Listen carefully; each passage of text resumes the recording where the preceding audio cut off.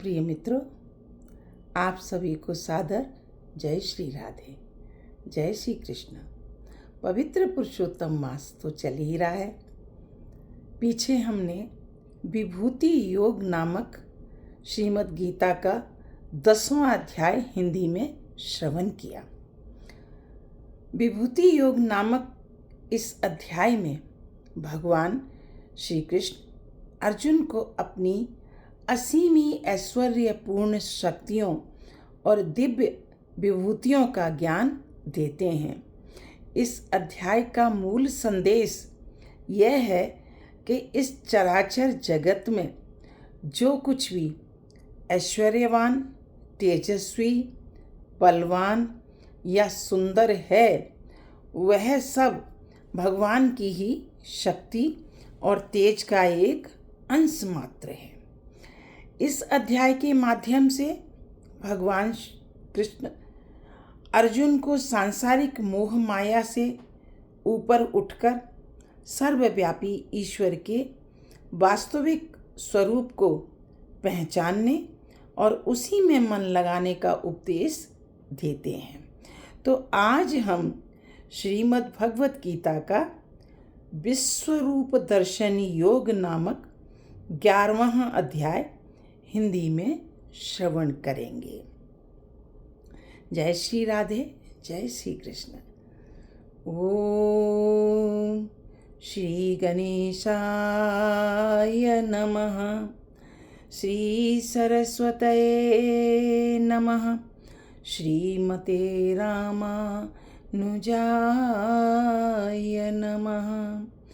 लक्ष्मीनाथ समारंभां नाथयामुनमध्यमाम् अस्मदाचार्य पर्यन्तां वन्दे गुरु परम्परां, वन्दे गुरु परम्परां।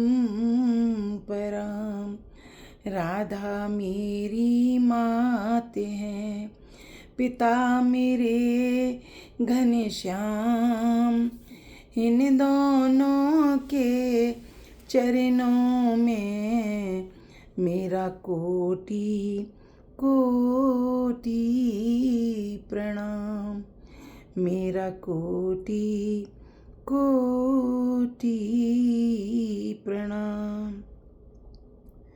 जय श्री राधे, जय श्री कृष्ण। इस प्रकार भगवान के वचन सुनकर अर्जुन बोले, हे भगवान, मेरे पर अनुग्रह करने के लिए परम गोपनीय आध्यात्मिक विषयक वचन अर्थात उपदेश आपके द्वारा जो कहा गया, उससे मेरा ये अज्ञान नष्ट हो गया है। क्योंकि हे कमल नेत्र, मैंने भूतों की उत्पत्ति और प्रलय आपसे विस्तार पूर्वक सुने हैं तथा आपका अविनाशी प्रभाव भी सुना है।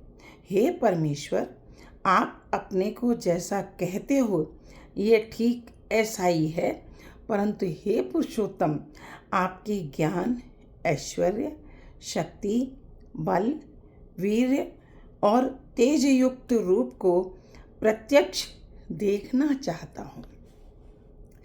इसलिए हे प्रभु, मेरे द्वारा वह आपका रूप देखा जाना शक्य है। ऐसा यदि मानते हैं तो हे योगेश्वर, आप अपने अविनाशी स्वरूप का मुझे दर्शन कराइए।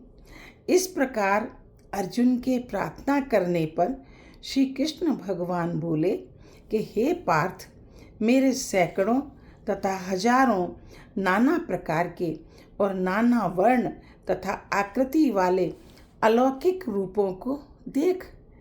हे भरतवंशी अर्जुन, मेरे में आदित्यों को अर्थात आदिति के 12 पुत्रों को और 8 वसुओं को, 11 रुद्रों को तथा दोनों अश्विनी कुमारों को और 49 मरुदगणों को देख तथा और भी बहुत से पहले न देखे हुए आश्चर्यमय रूपों को देख। हे गुणाकेश, अब इस मेरे शरीर में एक जगह स्थित हुए चराचर सहित संपूर्ण जगत को देख, तथा और भी जो कुछ देखना चाहता है सो देख, परंतु मेरे को इन अपने प्राकृत नेत्रों द्वारा देखने को निसंदेह समर्थ नहीं है। इसी से मैं तेरे लिए दिव्य अर्थात अलौकिक चक्षु देता हूँ। इससे तू मेरे प्रभाव को और योग शक्ति को देख।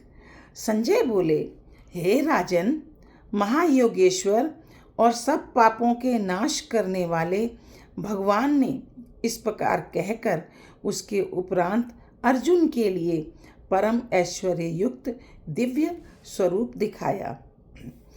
उस अनेक मुख और नेत्रों से युक्त तथा अनेक अद्भुत दर्शनों वाले एवं बहुत से दिव्य भूषणों से युक्त और बहुत से दिव्य शस्त्रों को हाथों में उठाए हुए तथा दिव्य माला और वस्त्रों को धारण किए हुए और दिव्य गंध का अनुलेपन किए हुए एवं सब प्रकार के आश्चर्यों से युक्त सीमा रहित विराट स्वरूप परम देव परमेश्वर को अर्जुन ने देखा। हे राजन, आकाश में 1000 सूर्यों के एक साथ उदय होने से उत्पन्न हुआ जो प्रकाश होवे, वह भी उस विश्वरूप परमात्मा के प्रकाश के सदृश कदाचित ही नहीं था।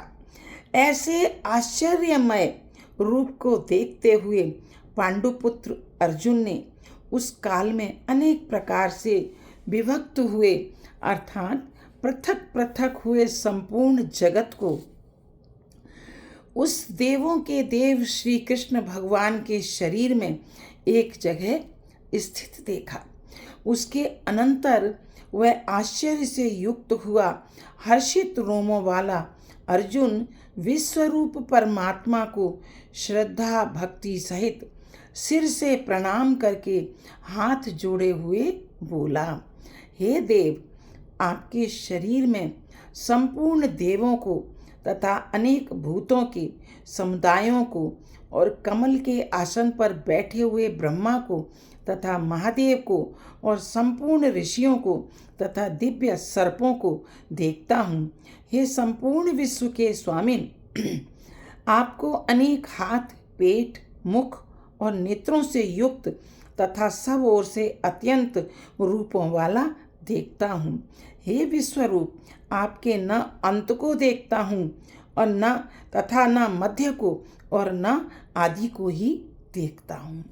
हे विष्णु, आपको मैं मुकुट युक्त, गदा युक्त और चक्र युक्त तथा सब ओर से प्रकाशमान तेज का पुंज, प्रज्वलित अग्नि और सूर्य के सदृश ज्योति युक्त देखने में अति गहन और अप्रमेय स्वरूप सब ओर से देखता हूँ। इसलिए हे भगवान, आप ही जानने योग्य परम अक्षर हैं अर्थात परब्रह्म परमात्मा हैं और आप ही इस जगत के परम आश्रय हैं तथा आप ही अनादि धर्म के रक्षक हैं और आप ही अविनाशी सनातन पुरुष हैं, ऐसा मेरा मत है। हे परमेश्वर, मैं आपको आदि अंत और मध्य से रहित तथा अनंत सामर्थ्य से युक्त और अनंत हाथों वाला तथा चंद्र सूर्य रूप नेत्रों वाला और प्रज्वलित अग्नि रूप मुख वाला तथा अपने तेज से इस जगत को तपायमान करता हुआ देखता हूँ। हे महात्मन, यह स्वर्ग और पृथ्वी के बीच का संपूर्ण आकाश तथा सब दिशाएं एक आपसे ही परिपूर्ण हैं तथा आपके इस अलौकिक और भयंकर रूप को देखकर तीनों लोग अति व्यथा को प्राप्त हो रहे हैं। हे गोविंद, वे सब देवताओं के समूह आप में ही प्रवेश करते हैं और कई एक भयभीत होकर हाथ जोड़े हुए आपके नाम और गुणों का उच्चारण करते हैं तथा महर्षि और सिद्धों के समुदाय कल्याण होवे, ऐसा कहकर उत्तम उत्तम स्त्रोतों द्वारा आपकी स्तुति करते हैं।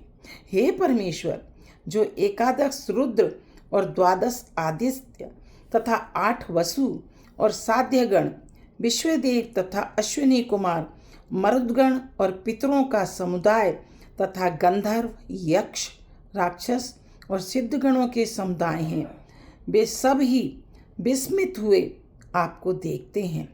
हे महाबाहु, आपके बहुत मुख और नेत्रों वाले तथा बहुत हाथ, जंगा और पैरों वाले और बहुत उदरों वाले तथा बहुत सी विकराल डाढ़ों वाले महान रूप को देखकर सब लोग व्याकुल हो रहे हैं तथा मैं भी व्याकुल हो रहा हूँ, क्योंकि हे विष्णु, आकाश के साथ स्पर्श किए हुए दैदीप्यमान अनेक रूपों से युक्त तथा फैलाए हुए मुख और प्रकाशमान विशाल नेत्रों से युक्त आपको देखकर भयभीत अंतःकरण वाला मैं धीरज और शांति को नहीं प्राप्त होता हूँ। हे भगवान, आपके विकराल डाढ़ों वाले और प्रलय काल की अग्नि के समान प्रज्वलित मुखों को देखकर दिशाओं को नहीं जानता हूँ और सुख को भी नहीं प्राप्त होता हूँ।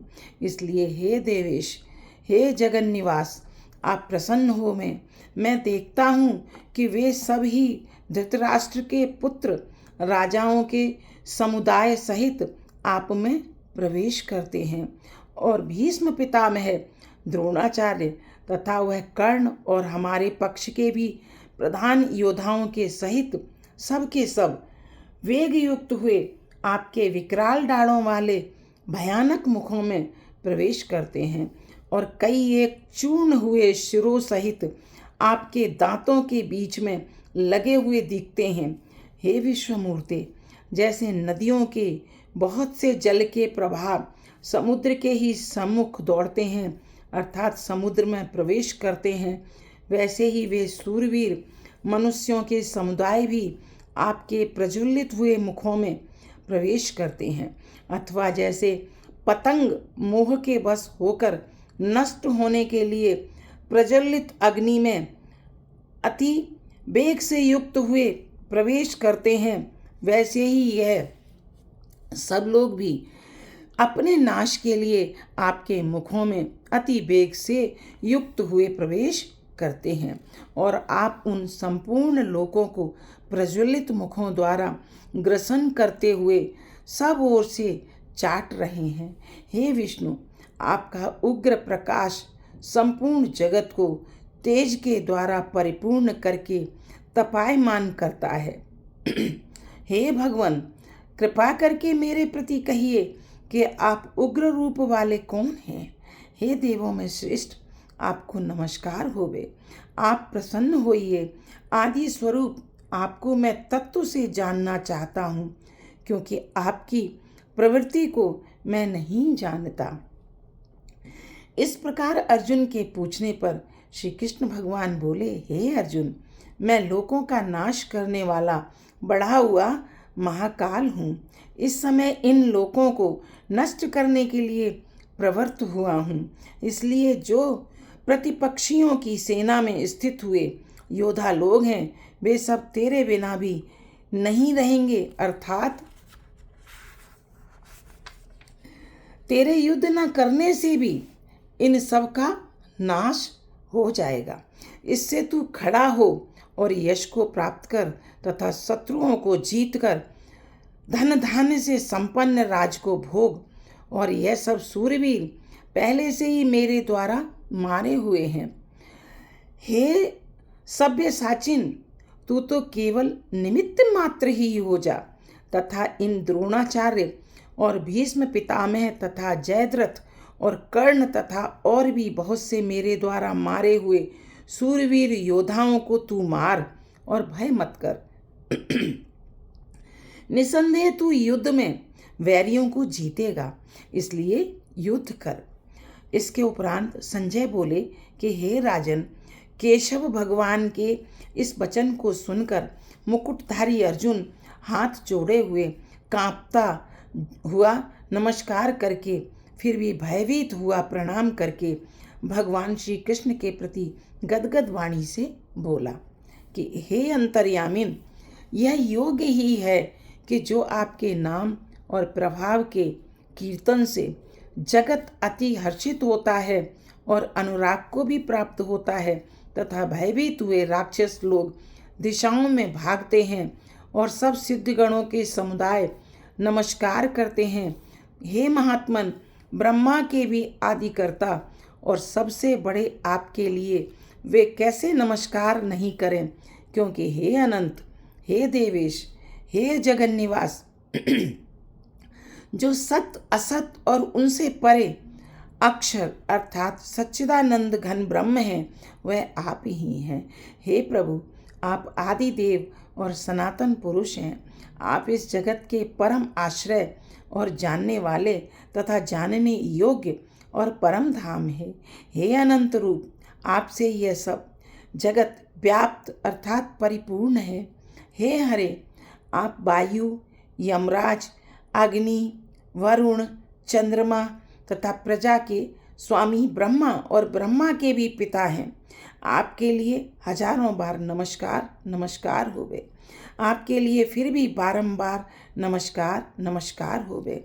हे अनंत सामर्थ्य वाले, आपके लिए आगे से और पीछे से भी नमस्कार होवे।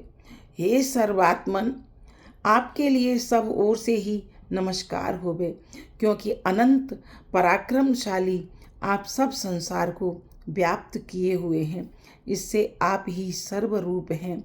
हे परमेश्वर, सखा, ऐसे मानकर आपके इस प्रभाव को न जानते हुए मेरे द्वारा प्रेम से अथवा प्रमाद से भी हे कृष्ण, हे यादव, हे सखे, इस प्रकार जो कुछ हठपूर्वक कहा गया है, और हे अच्युत, जो आप हंसी के लिए विहार, सैया, आसन और भोजन आदि को में अकेले अथवा उन सखाओं के सामने भी अपमानित किए गए हैं, वह सब अपराध अप्रमेय स्वरूप अर्थात अचिंत्य प्रभाव वाले आपसे मैं क्षमा कराता हूँ। हे विश्वेश्वर, आप इस चराचर जगत के पिता और गुरु से भी बड़े गुरु एवं अति पूजनीय हैं। हे अतिशय प्रभाव वाले, तीनों लोकों में आपके समान भी दूसरा कोई नहीं है, फिर अधिक कैसे होवे। इससे हे प्रभु, मैं शरीर को अच्छी प्रकार चरणों में रख के और प्रणाम करके स्तुति करने योग्य आप ईश्वर को प्रसन्न होने के लिए प्रार्थना करता हूँ। हे देव, पिता जैसे पुत्र के, सखा जैसे सखा के और पति जैसे प्रिय स्त्री के, वैसे ही आप भी मेरे अपराध को सहन करने के लिए योग्य हैं। हे विश्वमूर्ते, मैं पहले न देखे हुए आश्चर्यमय आपके इस रूप को देखकर हर्षित हो रहा हूँ और मेरा मन भय से अति व्याकुल भी हो रहा है। इसलिए हे देव, आप उस अपने चतुर्भुज रूप को ही मेरे लिए दिखाइए। हे देवेश, हे जगन्निवास, प्रसन्न होइए। हे विष्णु, मैं वैसे ही आपको मुकुट धारण किए हुए तथा गदा और चक्र हाथ में लिए हुए देखना चाहता हूँ। इसलिए हे विश्वरूप, हे सहस्त्रबाहो, आप उसी चतुर्भुज रूप से युक्त होइए। इस प्रकार अर्जुन की प्रार्थना को सुनकर श्री कृष्ण भगवान बोले कि हे अर्जुन, अनुग्रह पूर्वक मैंने अपनी योग शक्ति के प्रभाव से ये मेरा परम तेजोमय, सबका आदि और सीमा रहित विराट रूप तेरे को दिखाया है, जो कि तेरे सिवा दूसरे से पहले नहीं देखा गया। हे अर्जुन, मनुष्य लोक में इस प्रकार विश्वरूप वाला मैं न वेद और यज्ञों के अध्ययन से तथा न दान से और न क्रियाओं से और न उग्र तपों से ही तेरे सिवा दूसरे से देखा जाने को शक्य हूँ। इस प्रकार के मेरे इस विकराल रूप को देखकर तेरे को व्याकुलता न होवे और मूढ़ भाव भी न होवे और भय रहित प्रीति युक्त मन वाला तू उस ही मेरे इस शंख चक्र गदा पद्म सहित चतुर्भुज रूप को फिर देख। उसके उपरांत संजय बोले कि हे राजन, वासुदेव भगवान ने अर्जुन के प्रति इस प्रकार कहकर फिर वैसे ही अपने चतुर्भुज रूप को दिखाया और फिर महात्मा कृष्ण ने सौम्य मूर्ति होकर इस भयभीत हुए अर्जुन को धीरज दिया। उसके उपरांत अर्जुन बोले, हे जनार्दन, आपके इस अति शांत मनुष्य रूप को देखकर अब मैं शांत चित्त हुआ अपने स्वभाव को प्राप्त हो गया हूँ। इस प्रकार अर्जुन के वचन को सुनकर श्री कृष्ण भगवान बोले कि हे अर्जुन, मेरा यह चतुर्भुज रूप देखने को अति दुर्लभ है कि जिसको तुमने देखा है, क्योंकि देवता भी सदा इस रूप के दर्शन करने की इच्छा वाले हैं।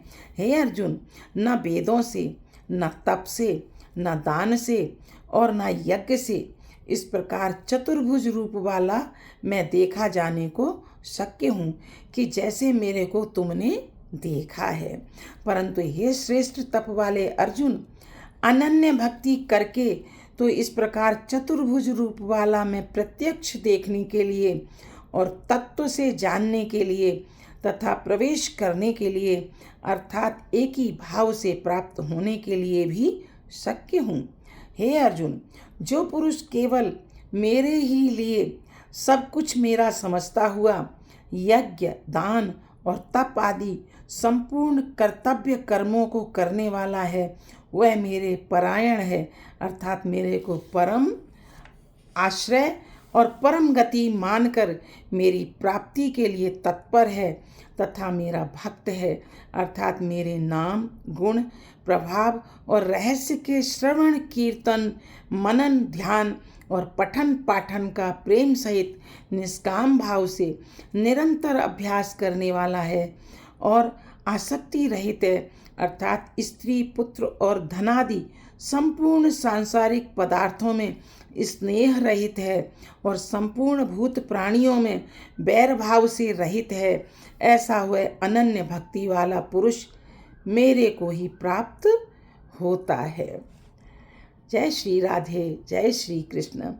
इति श्रीमद् भगवत गीता रूपी उपनिषद एवं ब्रह्म विद्या तथा योग शास्त्र विषयक श्री कृष्ण और अर्जुन के संवाद में विश्व रूप दर्शन योग नामक 11वां अध्याय समाप्त। जय श्री कृष्ण, जय श्री राधे, जय श्री कृष्ण, जय श्री राधे। श्रीमन्नारायण चरणौ शरणं प्रपद्ये, श्रीमते नारायणाय नमः। श्रीमन्नारायण चरणौ शरणं प्रपद्ये, श्रीमते नारायणाय नमः। श्रीमन्नारायण चरणौ शरणं प्रपद्ये, श्रीमते नारायणाय नमः। प्रिय मित्रों, आप सभी को यदि मेरा ये वीडियो पसंद आए तो लाइक, शेयर और सब्सक्राइब करें। धन्यवाद, धन्यवाद।